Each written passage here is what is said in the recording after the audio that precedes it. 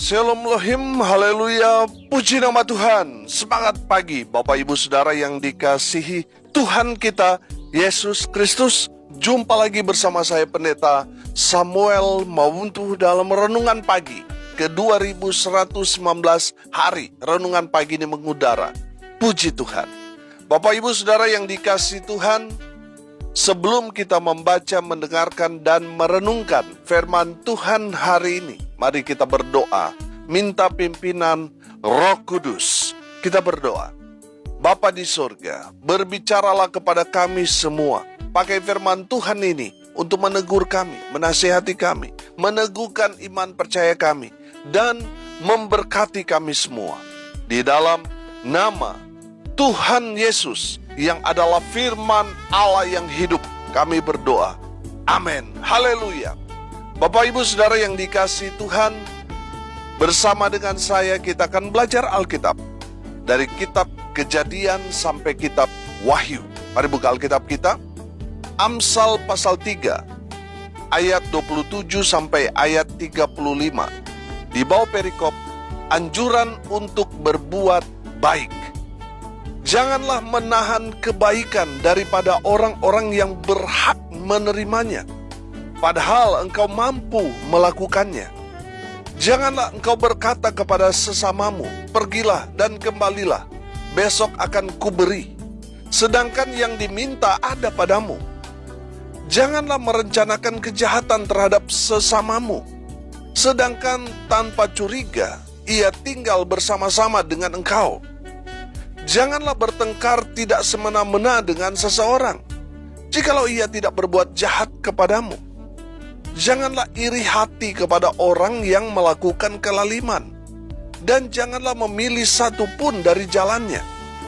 Karena orang yang sesat adalah kekejian bagi Tuhan, tetapi dengan orang jujur ia bergaul erat. Kutuk Tuhan ada di dalam rumah orang fasik, tetapi tempat kediaman orang benar diberkatinya. Apabila ia menghadapi pencemooh, maka ia pun mencemooh, tetapi orang yang rendah hati dikasihinya. Orang yang bijak akan mewarisi kehormatan, tetapi orang yang bebal akan menerima cemooh. Amin. Haleluya. Bapak Ibu Saudara yang dikasihi Tuhan, dari kebenaran firman Tuhan ini ada 7 poin yang Tuhan mau kita pelajari. Yang pertama, saudara, perhatikan ayat 27 dan ayat 28. Janganlah menahan kebaikan daripada orang-orang yang berhak menerimanya, padahal engkau mampu melakukannya. Janganlah engkau berkata kepada sesamamu, pergilah dan kembalilah, besok akan kuberi, sedangkan yang diminta ada padamu. Yang pertama kita pelajari dari firman Tuhan ini, dengar ini baik-baik. Jangan pernah menahan berkat orang. Saudara yang dikasihi Tuhan, jangan menghalangi. Kalau berkat itu sudah menjadi bagian dari orang, jangan halang-halangi. Kalau saudara menghambat berkat untuk orang lain, berkat juga untuk saudara akan terhalang. Saudara yang dikasihi Tuhan, kita selalu belajar tentang hukum tabur tuai. Apa yang kita lakukan kepada orang lain, itu juga yang akan kembali kepada kita. Kalau kita melakukan hal-hal yang baik untuk orang lain, kebaikan yang kita lakukan itu akan menolong kita ketika kita mengalami satu pergumulan, ketika kita susah. Apa yang kita tabur akan kita tuai. Di saat kita susah, Tuhan akan memberkati kita karena kita sudah memberkati banyak orang, berbuat baik, menjadi saluran berkat bagi banyak orang. Jadi di saat kita mengalami pergumulan, di saat kita susah, Tuhan pasti tolong kita. Amin. Saudara, itu hukum tabur tuai. Kalau kita menghalangi berkat yang harusnya orang terima dari kita, kita halangi, maka berkat Tuhan buat kita juga akan terputus, terhalang. Karena ulah perbuatan kita sendiri. Kalau kita mau supaya berkat Tuhan itu mengalir seperti sungai, saudara juga harus, saudara, mengalirkan berkat kepada orang lain yang berhak menerimanya. Amin. Saudara yang dikasihi Tuhan, saya percaya kita semua mau diberkati Tuhan seperti sungai yang tidak pernah kering itu. Amin. Makanya saudara jangan menghalangi berkat untuk orang lain. Kalau itu menjadi bagian untuk orang lain, baik itu upah harian, upah kerja orang, saudara berikan pada hari itu. Jangan menghalangi berkat untuk orang lain. Yang kedua, dari firman Tuhan ini, ayat 29, perhatikan. Janganlah merencanakan kejahatan terhadap sesamamu, sedangkan tanpa curiga ia tinggal bersama-sama dengan engkau. Yang kedua, jangan jadi orang munafik. Munafik itu orang yang bermuka dua. Di depan kelihatannya baik, tapi di belakang penuh intrik-intrik kejahatan. Saudara yang dikasihi Tuhan, Tuhan Yesus tidak senang kepada orang-orang Farisi, ahli-ahli Taurat, orang-orang Saduki, tua-tua agama pada saat itu. Kenapa? Karena mereka penuh dengan kemunafikan. Kelihatannya rohani, tapi kelakuan roh halus. Itu yang Tuhan sindir kepada mereka. Itulah yang Tuhan tegur kepada mereka dalam setiap pelayanan Tuhan Yesus. Dengar ini baik-baik. Tuhan benci, tidak suka dengan orang-orang yang munafik. Saudara, kalau mau jujur, banyak orang munafik, saudara. Termasuk di gereja banyak juga orang munafik. Kalau di gereja kelihatan manis, kelihatan santun, kelihatan ramah. Tapi pertanyaannya, apakah di rumah saudara seperti itu? Banyak yang berkata, aduh Pak Pendeta, suami saya kalau di gereja baiknya, minta ampun deh, baik luar biasa. Tapi kalau di rumah kasar, kalau di rumah main tampeleng, dan sebagainya, saudara.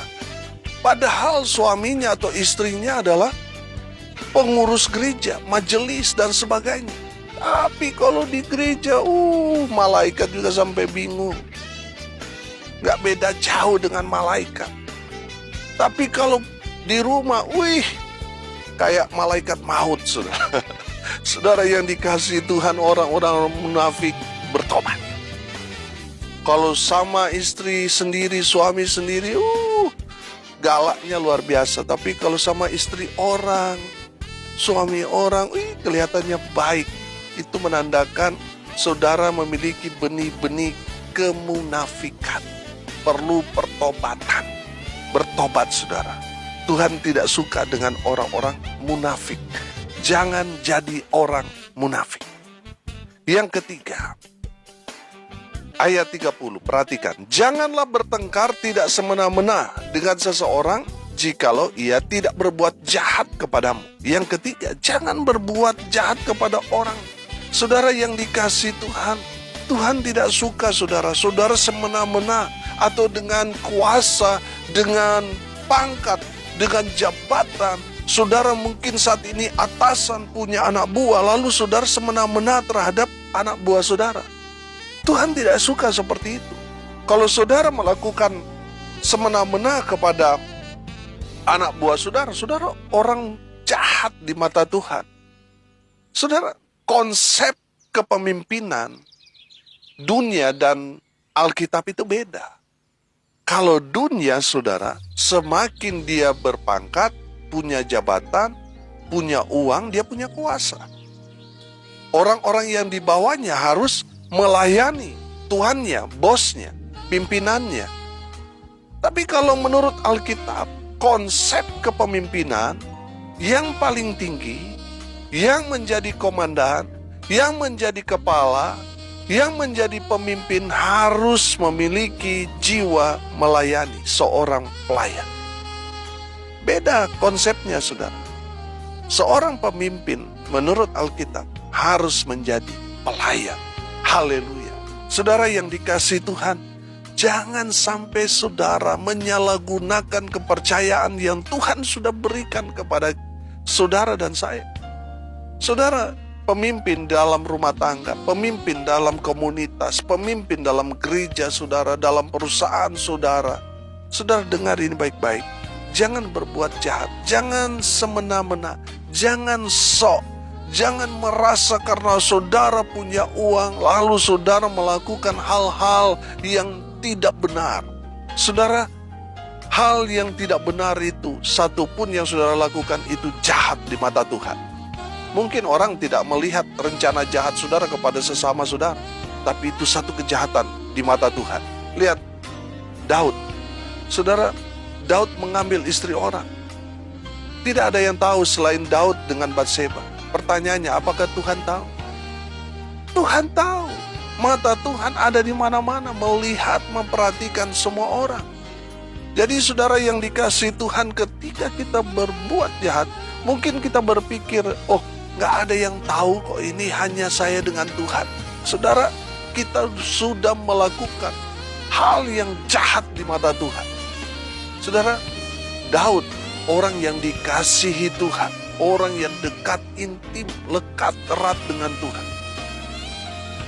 Dosa yang dia lakukan itu satu kejahatan di mata Tuhan, membuat Daud menderita karena dosa yang dia lakukan. Saudara yang dikasihi Tuhan, jangan berbuat jahat kepada orang lain. Mungkin yang hanya tahu hanya saudara, tapi ingat Tuhan tahu lubuk hati kita yang paling dalam. Jadi jangan berbuat jahat kepada orang lain. Yang keempat saudara, ayat 31, perhatikan. Janganlah iri hati kepada orang yang melakukan kelaliman, dan janganlah memilih satupun dari jalannya. Saudara, jangan iri pada orang jahat. Mungkin saudara berpikir, aduh Pak Pendeta, saya sudah rajin gereja pelayanan, tapi kok hidup saya susah. Sementara orang itu, waduh, gak mengenal Tuhan. Dia mungkin orang Kristen tapi gak pernah gereja. Dia tidak seperti dengan saya Pak Pendeta, yang setia gereja, setia melayani. Tapi ya hidup saya begini-begini saja. Sedangkan dia yang tidak mengenal Tuhan, tidak hidup takut akan Tuhan, tidak jujur, tapi dia kelihatannya dalam tanda kutip diberkati, dia sukses, dia punya segala-galanya. Saudara dengar baik, jangan iri hati kepada orang yang melakukan kelaliman atau kejahatan. Karena kejahatannya dia bisa sukses, dia melakukan dosa, dia judi, dia menjual narkoba, wah dia menjadi kaya raya. Saudara dengar baik, jangan iri hati kepada orang-orang model seperti itu. Jangan, karena itu satu kejahatan. Syukuri saja hidupmu. Mungkin belum sekarang Tuhan berkati saudara. Saudara yang dikasihi Tuhan, yang pasti orang-orang yang hidup dalam kebenaran firman, pasti hidup mereka diberkati. Saudara, banyak sekali orang-orang di luar sana yang kelihatannya sukses, berhasil, padahal mereka tidak percaya Tuhan, hidup dalam dosa. Tapi apa yang mereka miliki itu hanya sementara. Endingnya mereka akan menanggung akibat dari dosa yang mereka lakukan. Makanya saudara jangan iri kepada orang-orang jahat. Jangan iri yang kelihatannya sukses, berhasil karena kejahatan. Jangan saudara. Kita tetap saja hidup di dalam Tuhan. Hidup jujur, hidup dalam integritas, hidup di dalam ucapan syukur kepada Tuhan.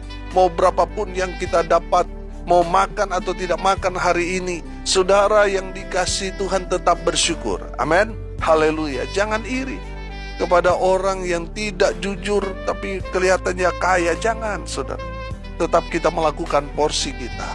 Yang pasti Tuhan pasti akan berkati kita. Mungkin tidak tahun ini, tahun depan. Amin. Saudara yang dikasihi Tuhan, percaya berkat Tuhan ada pada orang benar. Tuhan sudah menyiapkan berkat buat saudara dan saya. Amin. Haleluya. Yang kelima, saudara perhatikan ayat 32. Karena orang yang sesat adalah kekejian bagi Tuhan, tetapi dengan orang jujur ia bergaul erat. Saudara yang kelima, jangan sesat. Saudara, belakangan ini banyak sekali penyesat-penyesat, saudara, melalui ajaran-ajaran mereka yang menyesatkan, yang menyimpang dari Injil, yang menyimpang dari pokok kebenaran firman Tuhan. Tapi mereka banyak followersnya, banyak pengikutnya. Saudara, saya mau katakan ini, iblis memang mencari orang yang punya followersnya banyak, pengikutnya banyak. Supaya apa? Supaya iblis panen raya, saudara. Semakin banyak followers orang-orang sesat itu, semakin bagus bagi pandangan iblis. Saudara yang dikasihi Tuhan, makanya saudara perhatikan, kalau orang sudah pintar, followersnya banyak, kalau mereka tidak menjaga kehidupan mereka di dalam Tuhan, mereka akan menyimpang. Saudara yang dikasihi Tuhan, itulah perlunya jemaat belajar firman Tuhan, baca firman Tuhan. Supaya apa? Supaya tahu membedakan mana ajaran yang murni firman Tuhan, mana yang sesat. Saudara jemaat harus kritis firman Tuhan yang disampaikan oleh, dalam tanda kutip, hamba-hamba Tuhan ini. Supaya di saat mulai mereka memberitakan hal yang menyimpang dari firman, saudara harus kritis. Jangan berdiam diri. Jangan seperti sapi atau kerbau yang dicolok hidungnya, saudara. Saudara harus kritis ketika mulai ada hamba Tuhan yang menyimpang dari kebenaran firman. Saudara yang dikasihi Tuhan, belakangan ini sedang viral tentang ada seorang yang mengaku pendeta tapi penyesat, yang mengajarkan tentang Kristen progresif. Saudara, ini kan ajaran gila ini. Masa dia bilang Alkitab ini bertabrakan? Masa dia bilang, oh bisa diubah melalui pemikirannya dia? Kalau saudara memperhatikan, si Brian itu kan bicara tentang apa yang menjadi pikirannya dia. Dia tidak bicara tentang firman Tuhan. Ini ajaran sesat, saudara. Saudara yang dikasihi Tuhan, lucunya banyak orang yang senang dengan begitu. Saudara kalau memperhatikan kehidupannya, dia kan gak jadi berkat. Tapi itu yang digandrungi oleh orang-orang yang sudah dipengaruhi oleh ajaran-ajarannya dia. Saudara yang dikasihi Tuhan, beberapa waktu yang lalu saya melihat dia, dia tato ular, saudara. Itu dia sudah minta izin sama Tuhan, dan Tuhan izinkan katanya. Itu kan gila ya. Ajaran sesat. Saya memang ada tato dalam tubuh saya karena waktu itu saya belum mengenal Tuhan, belum hidup bertobat. Kalau sudah tahu kebenaran lalu kita lakukan, itu kan dosa besar, saudara.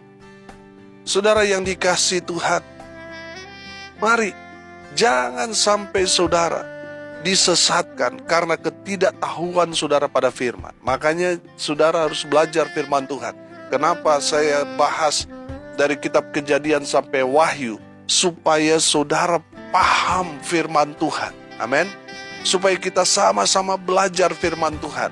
Dalam jemaat saya khotbah berseri terus, saudara. Dari Injil Matius pasal yang pertama dan terus saudara. Supaya apa? Jemaat tahu firman Tuhan secara utuh, bukan sepenggal-sepenggal. Supaya dia tahu cerita runut firman Tuhan, supaya mereka dapat mengenal ajaran yang sehat dan benar. Saudara yang dikasihi Tuhan, jangan mudah disesatkan. Jangan hanya karena lihat pendetanya pintar khotbah, ganteng, banyak uang, suka memberi, lalu saudara ikut-ikut. Awasi pengajarannya.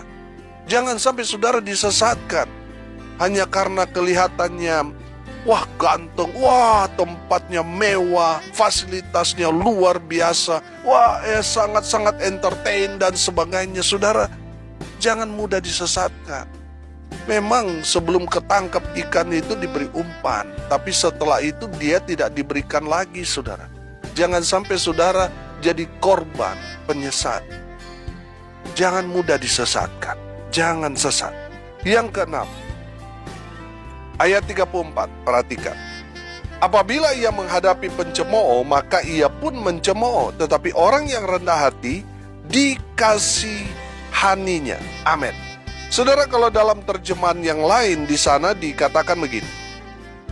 Tuhan membenci orang yang tinggi hati, tetapi memberkati orang yang rendah hati. Yang keenam, jangan sombong, saudara. Jangan tinggi hati. Saudara, di dalam kebenaran firman Tuhan ini, salah satu tanda orang yang sombong, orang yang tinggi hati, suka mencemooh orang lain. Mencemooh itu apa? Menghina orang lain. Saudara, firman Tuhan mengajarkan kepada kita, kalau kita menghina sesama kita, kita sama seperti menghina Tuhan, Sang Pencipta yang menciptakan orang yang saudara hina. Saudara yang dikasihi Tuhan, orang yang suka menghina, firman Tuhan ini katakan, maka ia, Tuhan pun mencemooh. Orang yang suka mencemooh, Tuhan akan hina mereka. Saudara yang dikasihi Tuhan, jangan sombong.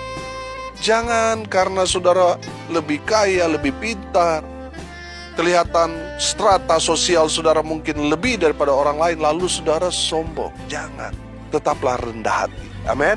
Karena Tuhan mengasihani orang-orang yang rendah hati. Haleluya. Bapak ibu saudara yang dikasihi Tuhan, pesan yang terakhir yang ketujuh, ayat 35, perhatikan. Orang yang bijak akan mewarisi kehormatan, tetapi orang yang bebal akan menerima cemooh. Yang ketujuh, jangan bebal. Apa itu bebal? Bebal itu saudara sudah diberitahukan, sudah ditegur, sudah dinasehati, tetapi dia tidak mau dengarkan. Dia abaikan, itu orang bebal. Saudara yang dikasihi Tuhan, kalau kita sudah ditegur oleh firman Tuhan untuk bertobat, jangan lagi melakukan dosa, bertobat dari judi, bertobat dari menggunakan narkoba, bertobat dari perselingkuhan, persinahan, dan lain sebagainya, saudara. Tapi saudara masih terus melakukan dan melakukannya, saudara sudah ditegur tapi saudara abaikan, saudara orang bebal. Dan Tuhan tidak suka kepada orang bebal. Yang Tuhan mau dari kita taat, dengar-dengaran ketika kita ditegur, dinasihati. Tuhan mau kita dengar-dengaran. Amin. Saudara yang dikasihi Tuhan, hari ini kita belajar. Ada 7 hal yang Tuhan mau sampaikan kepada kita. Saya sebut ini 7 kata jangan dari firman Tuhan ini. Jangan menahan berkat orang lain. Jangan jadi orang munafik. Jangan berbuat jahat kepada orang lain. Jangan iri pada orang jahat. Jangan sesat. Jangan sombong. Jangan bebal. Kita tahu bahwa kalau itu kata jangan berarti tidak boleh kita lakukan. Karena itu perbuatan yang menyakiti hati Tuhan. Lakukanlah apa yang menyenangkan hati Tuhan. Amin. Mari kita berdoa. Terima kasih Bapa di surga, sudah memberkati kami melalui firman Tuhan ini. Ajar terus kami untuk selalu melakukan hal-hal yang menyenangkan hati Tuhan. Berkati semua pendengar dimanapun mereka berada. Tuhan memberkati hidup mereka, rumah tangga mereka diberkati, usaha pekerjaan pelayanan mereka dibuat beruntung, berhasil dalam segala hal. Mereka yang sakit Tuhan sembuhkan, mereka yang lemah Tuhan kuatkan, hibur mereka yang berduka cita, dan berkati semua pendengar dimanapun mereka berada. Bapak ibu saudara yang dikasihi Tuhan, arahkanlah hatimu kepada Tuhan dan terimalah berkat dari Tuhan Yesus. Tuhan memberkati engkau dan melindungi engkau. Tuhan menyinari engkau dengan wajah-Nya dan memberi engkau kasih karunia. Tuhan menghadapkan wajah-Nya kepadamu dan memberi engkau damai sejahtera. Di dalam nama Tuhan Yesus, sumber segala berkat. Bapak ibu saudara yang percaya, diberkati Tuhan, katakan amin. Puji Tuhan. Bapak ibu saudara yang dikasihi Tuhan, kalau saudara merasa diberkati melalui renungan pagi ini, bagikan juga kepada saudara-saudara yang lain supaya mereka juga diberkati. Karena untuk itulah kita dipanggil, untuk jadi berkat. Bapak ibu saudara yang dikasihi Tuhan, beberapa hari ini saya tidak mengirim di grup siaran karena saya upgrade HP saya. dan ternyata grup siaran terhapus. Jadi saudara yang mendengar pemberitahuan saya ini harap mengikuti renungan saya melalui channel YouTube Pastor Samuel Mabuntu. Jangan lupa subscribe dan tekan notifikasi lonceng supaya saudara terus menerima firman Tuhan setiap hari dari saya. Salam kasih dari Bali. Saya Pendeta Samuel Mabuntu. Sampai jumpa besok pagi. Tuhan Yesus memberkati kita semua. Haleluya.